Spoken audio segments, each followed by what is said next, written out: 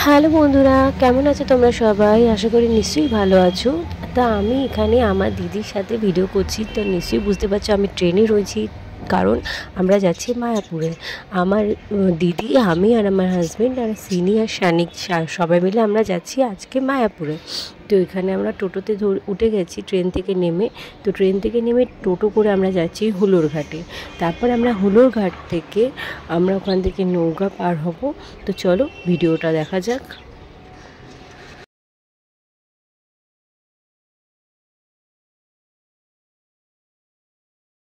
পেরেছি না হলে ধাক্কা খেয়ে যেতাম আমরা।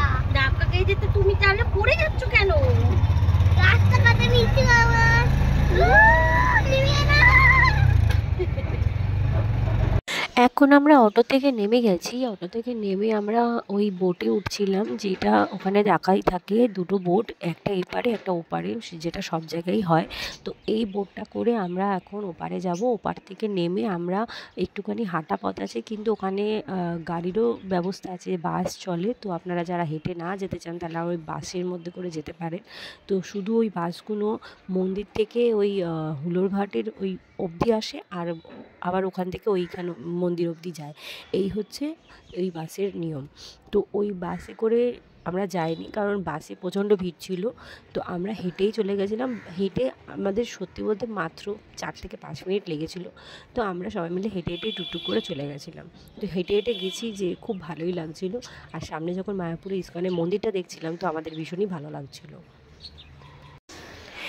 এবার আমরা মায়াপুরের মন্দিরের ভেতরে ঢুকে গেছি। তো ঢোকার আগে ওখানে সবাই তিলক কেটে ঢোকে, যে যারা না চান তারা নাও তিলক কাটতে পারেন। তো আমরা ওই তিলক কেটে ওই মন্দিরের ভেতরে ঢুকলাম। ঢুকে আমরা এখানে কিছু ফটো আর ভিডিও করছিলাম, তো সেটাই আপনাদের সাথে শেয়ার করলাম।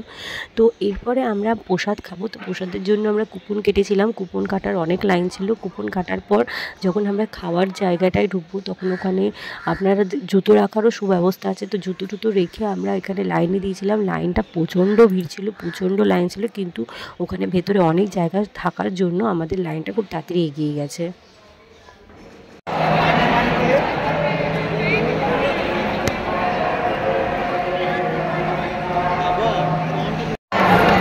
আমরা বসে পড়েছি। হ্যালো, আজকে আমরা মন্দিরে বসে রয়েছি, মায়াপুরে এসেছি, কিন্তু ট্রেনে অনেক দূর। এটা সেই ওই নগর দমদম থেকে আমরা বাড়ি এসেছি। এইখানে দেখেন কত পাতা আছে। হ্যাঁ, পাখাগুলো চলছে তাই তো। আর আমরা এখানে কি প্রসাদ খেতে এসেছি তাই তো। হ্যাঁ তো ভালো লাগছে। হ্যাঁ, খুব ভালো লাগছে। আপনাদের কি ভালো লাগছে সেটা কমেন্টে জানিও। ভীষণ পাকা বাবারে বাবা। কমেন্টে শুধু জানাবেন নাকি লাইকও করতে হবে? লাইক করতে হবে। লাইকও করতে হবে। হ্যাঁ, আর কি করতে হবে? আর কমেন্ট লাইক সাবস্ক্রাইব করতে হবে। Like share. হরে কৃষ্ণ তাই তো। হরে কৃষ্ণ হরে কৃষ্ণ।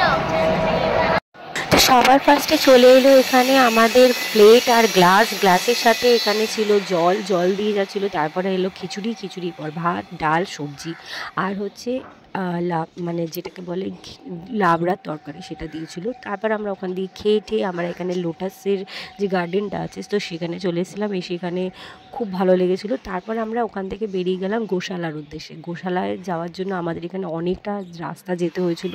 তো অনেকটাই হাঁটতে হয়েছিল। ওখানে সবাই হেঁটেই যাচ্ছিলো, আর হেঁটে যাওয়ারই নিয়ম, ওখানে কোনো গাড়ি ঘোড়া চলে না। তো এখানে যারা গোশালায় যেতে চান তাহলে অবশ্যই এখান দিয়ে হেঁটে এই গোশালার দিকে যাবেন, কারণ গোশালায় গিয়ে আমাদের ভীষণই ভালো লেগেছিলো।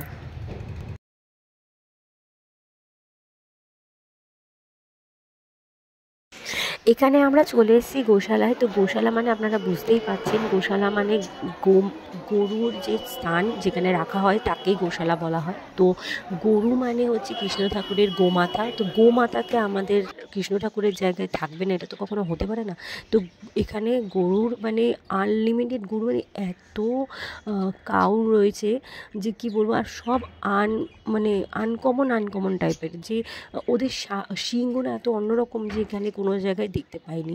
আর এখানে নিচে মানে এই গোশালার নিচের স্থানটা একটা বড় দোকান আছে। তো সেখানে ক্ষীর, দই, ঘি সব কিছু পাওয়া যায়। একদম খাঁটি গরুর দুধের পুরো পাওয়া যায় সব কিছু। তো আপনারা যদি এখানে আসেন অবশ্যই ক্ষীর বা দই বা দুধ অবশ্যই ট্রাই করবেন। এখানকার দইটা দারুণ খেতে, দারুণ। আমরা দই খেয়েছিলাম, ভীষণ ভালো লেগেছে। তো অবশ্যই এখানে এসে আপনারা দইটা ট্রাই করবেন।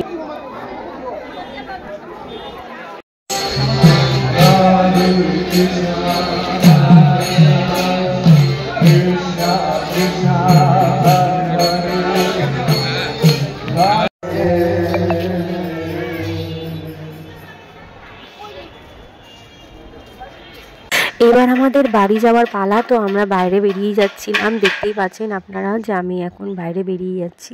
তো এখান থেকে আমরা আবার সেম প্রসেসে ওই বোটে করে আবার যাব, প্লাস ওখান থেকে গিয়ে আবার আমরা ওখান থেকে অটো ধরবো, অটো ধরে ট্রেন থেকে নেমে বাড়ি।